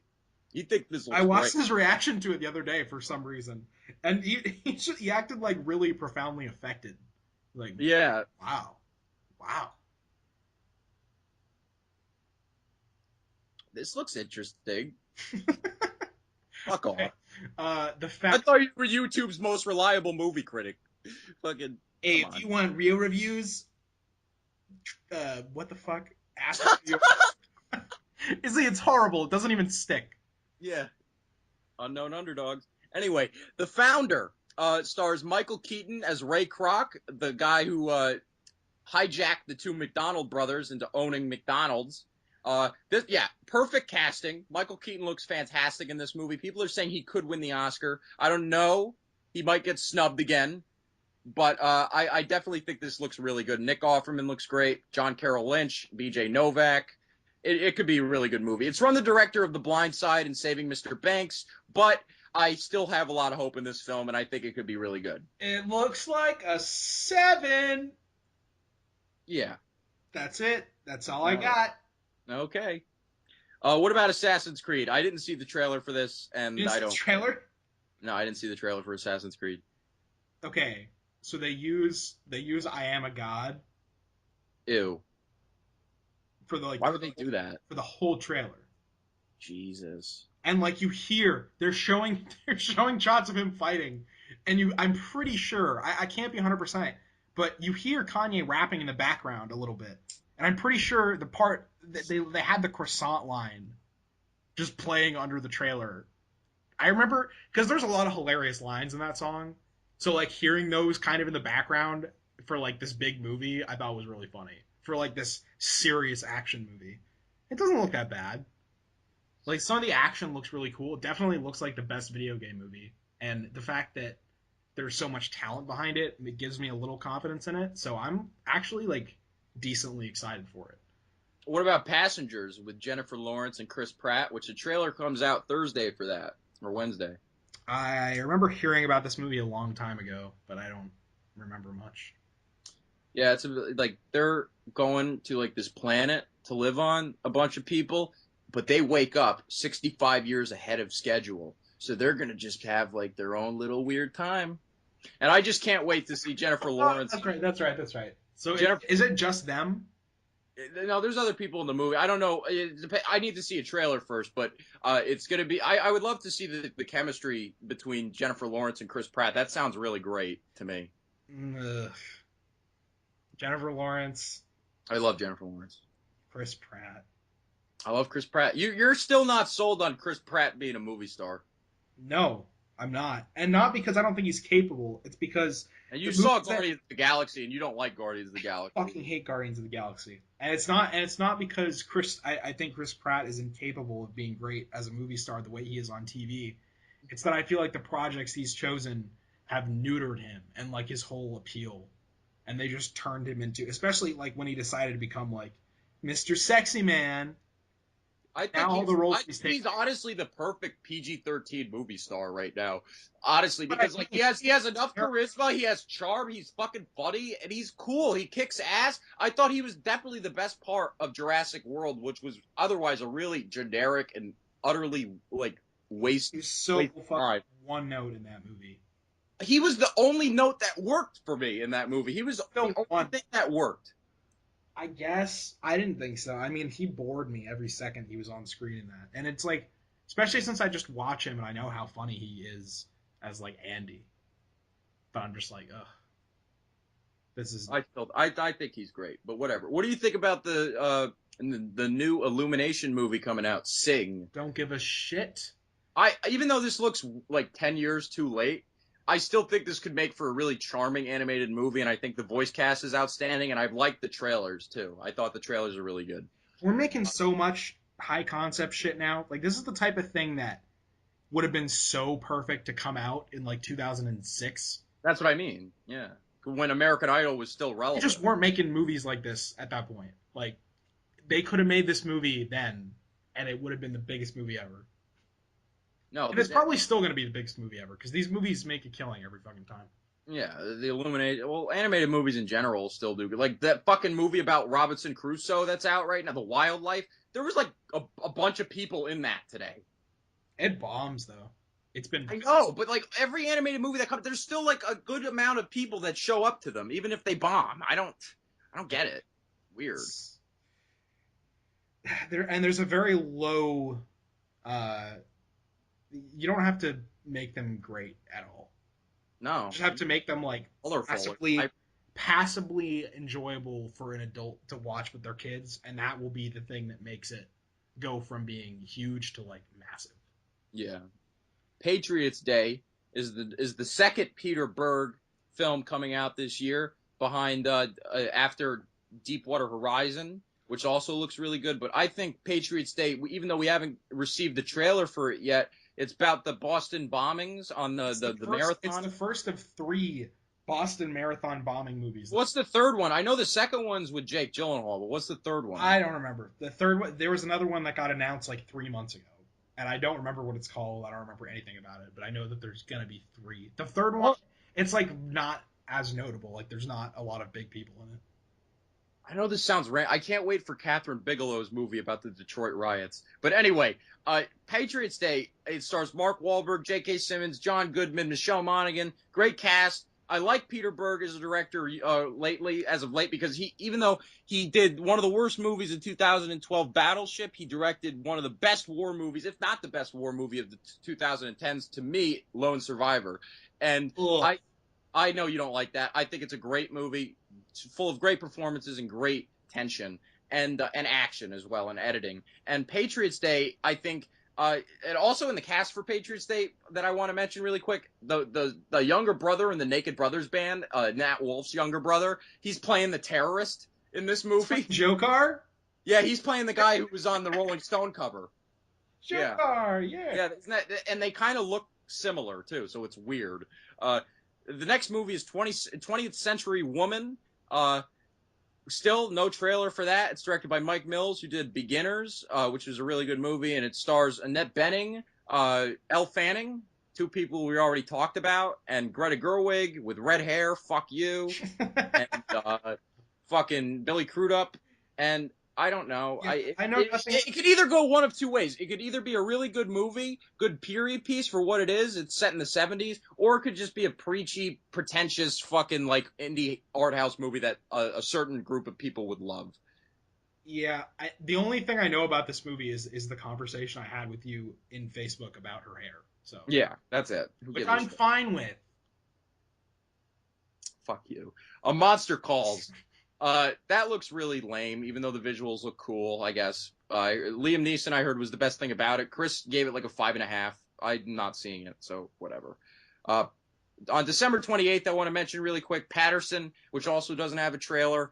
That has Adam Driver. It's directed by Jim Jarmusch, and it went to TIFF. He also saw that. Chris, he gave it an 8.5.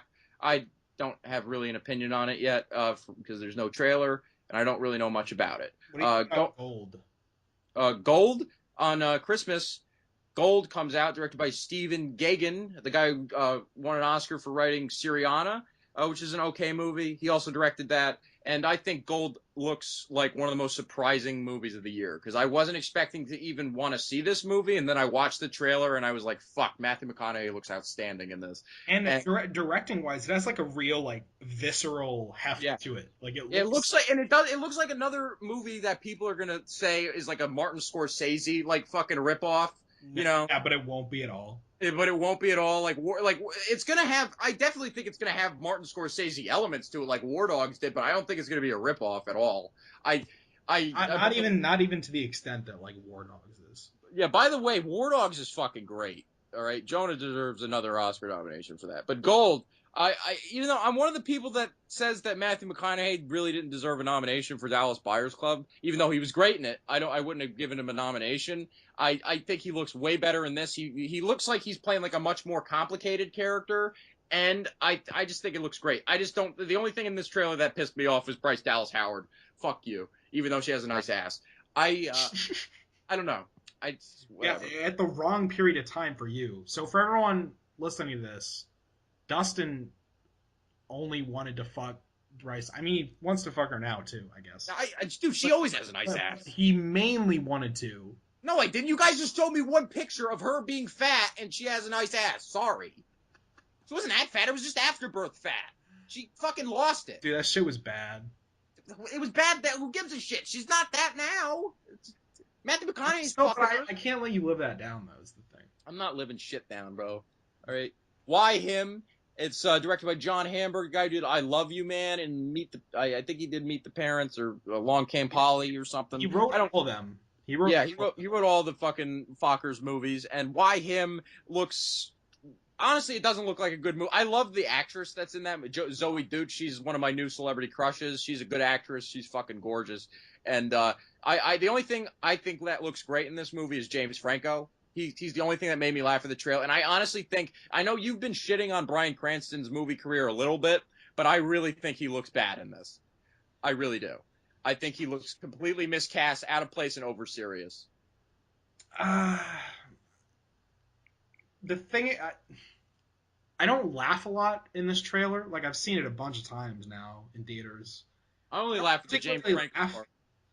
Yeah, it's James Franco is the selling point of the movie to me. Like, to me, I think he looks great, and I'm looking forward to him, the scenes with him and like other people that are just going to be in this movie, like Keegan-Michael Key. Yeah, exactly. I'm looking forward to that shit with this movie, and I think like Bryan Cranston again. Yeah, I haven't been sold on him at all with his movie career. I think the best performance he's done in a movie was actually his Lyndon B. Johnson movie, All the Way. All the Way. Yeah.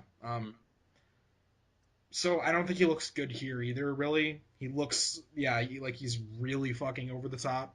But I don't know. Maybe no, just over serious to me. Like he knows what kind of a guy this is. Like, why is he treating him like a complete delinquent? Like, I feel like this movie looks like a PG-13 comedy. It does, but it's not, right? I don't know. If it is, that will totally make me not that interested. Because then a lot of the things about it will be confirmed. Because then it'll be like, oh, he's playing this type, and it's coming out on Christmas, So they're trying to market it, to all these families, and that's why I think it might be, because it comes out on Christmas, and it's kind of like they play the trailer before a lot of family-oriented movies. So I don't know, but yeah, if it is that, that'll be disappointing. If it's not, maybe the way he is will be funnier in the movie, because I don't know, like the trailer itself with the song and the editing is kind of like, ugh. Yeah, not good. Not a good trailer. No. But I love the part where James Franco's like, what is so wrong with me that he doesn't like me? I'm so normal. Yeah. That part makes me laugh every time. I'm so normal. I know you hate the scene where he's trying to call him dad. No, I don't. I thought that was funny. Oh, okay. So, see, to me, that was the funniest moment in the trailer. I thought that was, and if there's more stuff like that, that's where I do have a little faith in this movie, because it's the guy who did "I Love You, Man." Like, granted, Yeah. there's all those other credits. Yeah. You can tap into that, like he did in "I Love You, Man," and just get that back and forth between characters. Like, if you can really get a good back and forth with Brian, like the natural. Yeah, I was watching that recently, and there's a lot of naturalness into that movie. I really dig that movie. ugh. Like even the side characters in that, like played by Thomas Lennon and Andy Samberg or Joe Latruglio, who's fucking fantastic in his little 2 scenes. Yeah, but like that's one of my favorite comedies of the decade. So yeah, totally. that decade, that came out in 2009, right? Yes. Yeah, that was a great year for comedy. Yeah. And then I don't know what Fences is. Oh, that's the Denzel Washington movie. We're not talking about that. There's not a trailer. Who cares? Yeah, that was our shit. Anticlimactic. Yeah, who cares? Like we go on and it's like, oh yeah, then there's Fences. That's a fucking Denzel Washington movie. It's whatever. It doesn't look like a fucking exciting year to begin with, so it's like holy shit. It's a movie where Denzel Washington is a black person among other black people. Holy shit. That's really rare. I guess. Think about it. Yeah, you're fucking right. For Rotten Tomatoes. Yeah, really. And then, like, that's the reason why he didn't make the review. Seriously. I don't just remember that. Oh, yeah. I remember, like, having one... We had, like, a few good conversations with him back in that time period. I don't remember good conversations with him. They were just okay, I guess.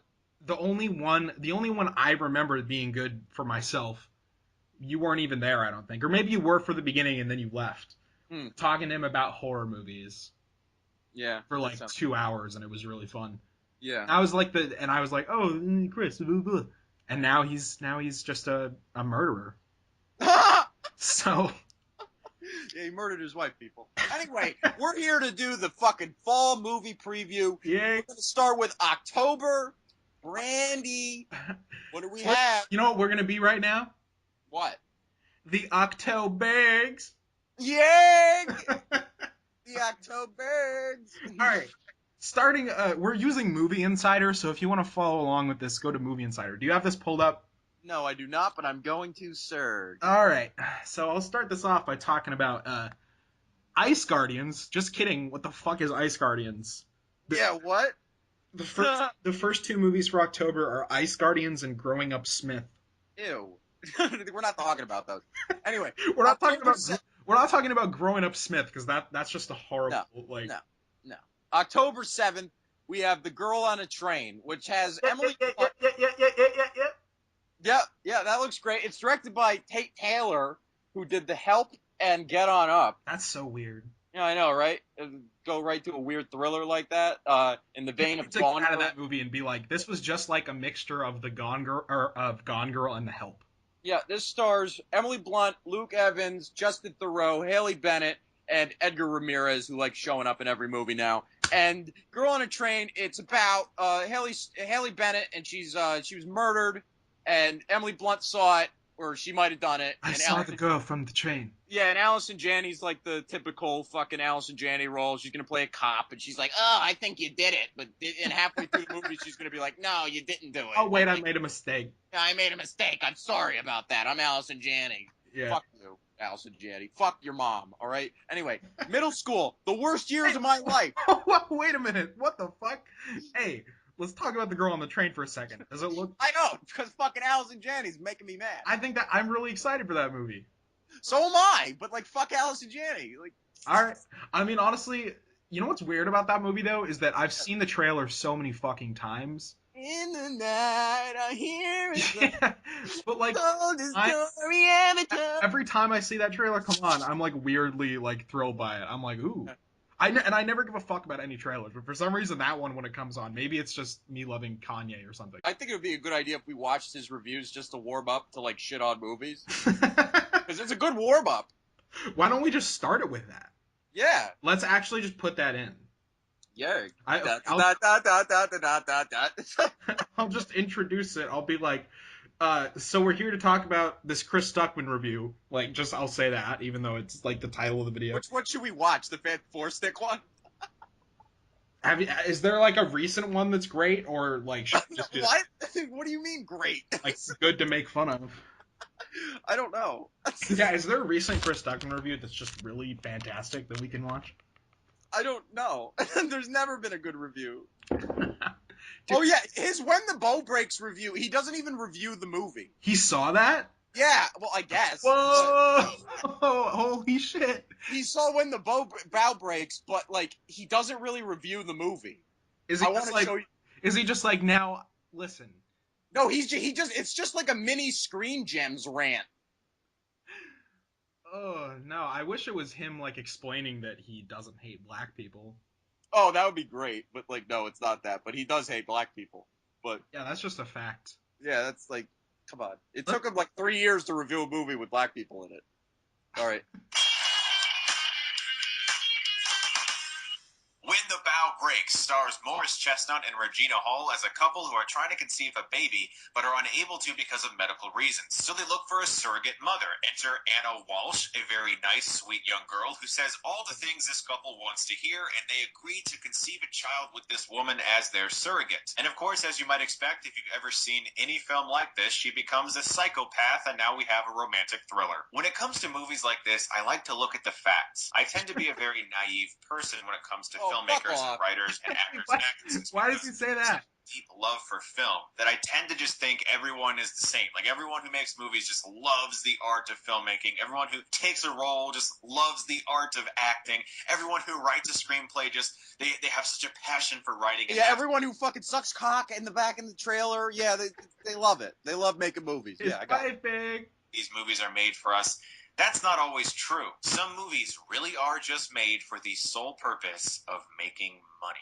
I call those movies conveyor belt movies. Oh, they might as well have been assembled look, by he's trying to like make another tagline. Like, oh, these are conveyor belt movies. All right, we got another hilariosity. Did that even catch on? Did anyone use hilariosity? No, only his followers, I think. Like the only people I've heard use it, they only use it in content. It's not even like his fans use that in normal speak. They just use it as like, yeah, Chris Stuckman did another hilariosity review. None of them are like actually, even his fans, they're not like actually using that term.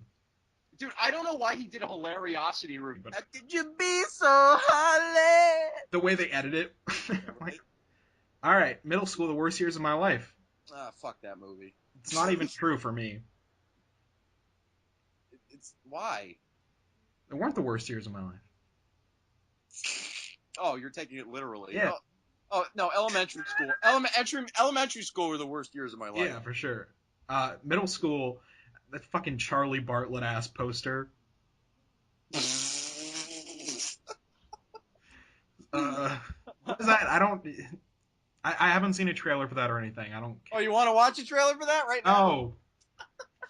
Fuck it.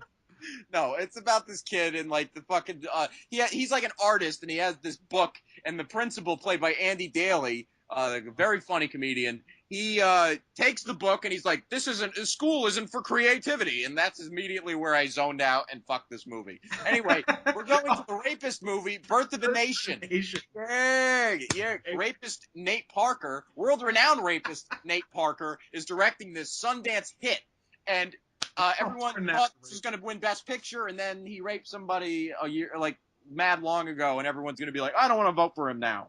So, doesn't even matter how good this movie is. You're not going to get into the Oscars, Nate. Sorry. Yeah, the movie looks terrible also, in my opinion, so. Oh, yeah, that second trailer is the worst. Yeah, That might be one of the worst trailers of all time. yeah, that really might be one of the worst trailers ever of all time. Moving on to Mascots on October 13. You're not going to talk about the Greasy Strangler? No, I never saw a trailer for that. Do you know anything about the Greasy Strangler? Let me just read you a part of the synopsis that made me like shiver a little bit. Nick. It says, it also signals the appearance of an oily, slimy maniac. Ew. And right next to that is an ad for Transparent with Jeffrey Tambor, and it's like him as a cartoon woman. It's like an oily, slimy maniac right next to that. Oh, jeez. So, no, people, do people like that movie? I don't know, and I don't care. It's fucking Greasy Strangler. Yeah. Mascots also, fuck that movie. Yeah, I don't really care about Matt. I'm not a big Christopher Guest fan to begin with, so yeah, I know, fuck me, right? But like, I just don't care about it. Yeah, I really. know, fuck me, right? Yeah, fuck me. Max Steel, Berg. I didn't even watch the trailer for that. What is it? It's some comic book movie, I guess, and Andy Garcia's in it. So no, we're It's like not. a children's comic book movie, or is it not? Yeah, I think so, buddy. What about Kevin Hart? That chronicles the adventures of 16-year-old Max McGrath.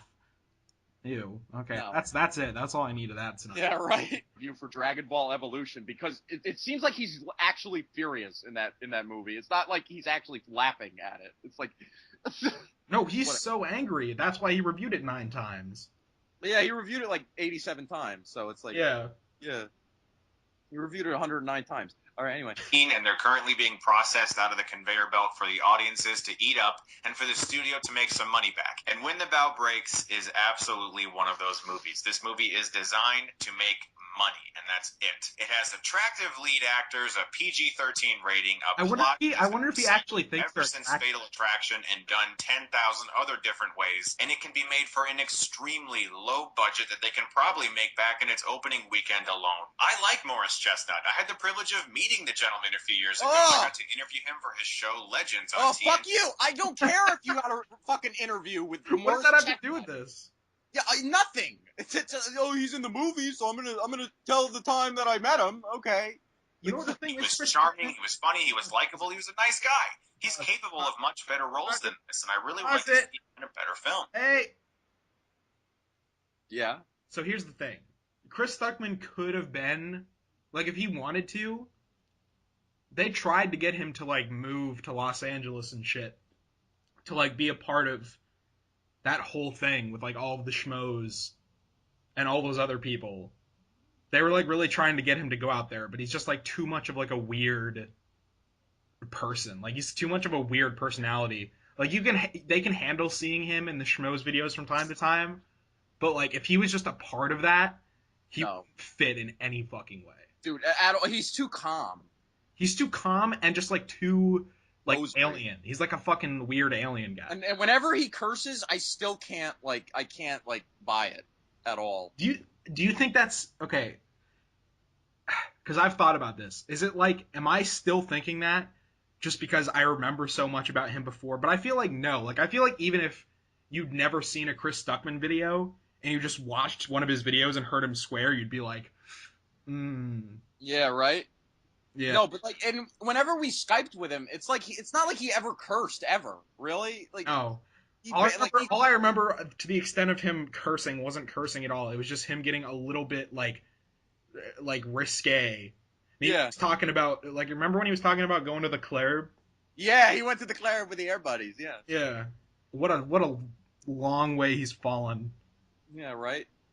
Yeah, I even asked him, "Oh, did you go to the club with the Air Buddies?" And he's like, "Yes, I did go to the club, and all the Air Buddies were there, and I'm Chris Stuckman, and I'm gonna get you Stuckmanized, even though that's a term for rape."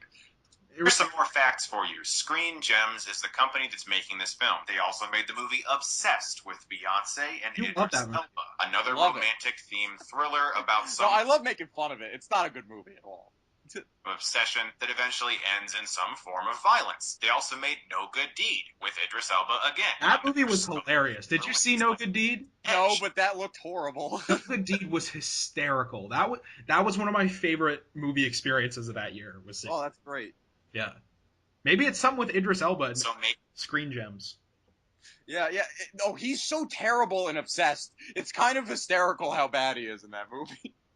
I kind of want to watch it. Perfect Oh, it's Guy. great. That one also had Morris Chestnut, and it was another stalker obsession-themed romantic thriller. And this Kinda year's like your Screen Gems wife. has given us When the Bow Breaks with Morris Chestnut, another romantic-themed stalker obsession-type thriller. Every single one of those movies I just told you about is PG-13. They all have interchangeable cast members that have gone into each one of them, and every single one of them, except for Obsessed, came out in September. Screen Gems knows what they're doing. When the Bow Breaks is a All right. conveyor He belt sounds movie like churned he out sounds by a like studio fucking he sounds like Marco Rubio at the debates when he's let's dispel this notion that Obama doesn't know. Oh my god! I just imagine fucking Donald Trump going like spraying a water bottle around, going Stuckman, Stuckman. Ugh.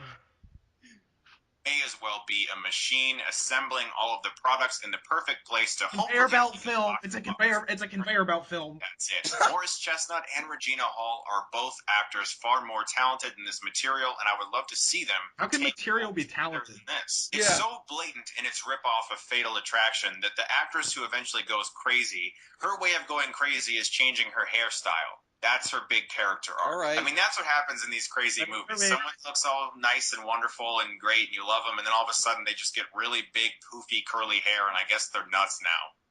My God. I'm going to give When the Bow Breaks an F. All right. Did he say anything about the movie at all besides anything you could watch in the trailer? Was that the whole review? That was the whole review.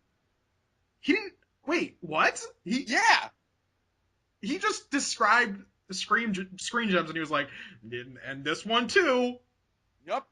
And then that's it. All right. Well, I guess his excuse, if we ever asked him this, why he barely reviewed the movie, is like, well, the movie didn't try, so I don't need to try. Like, I was fuck just like, you.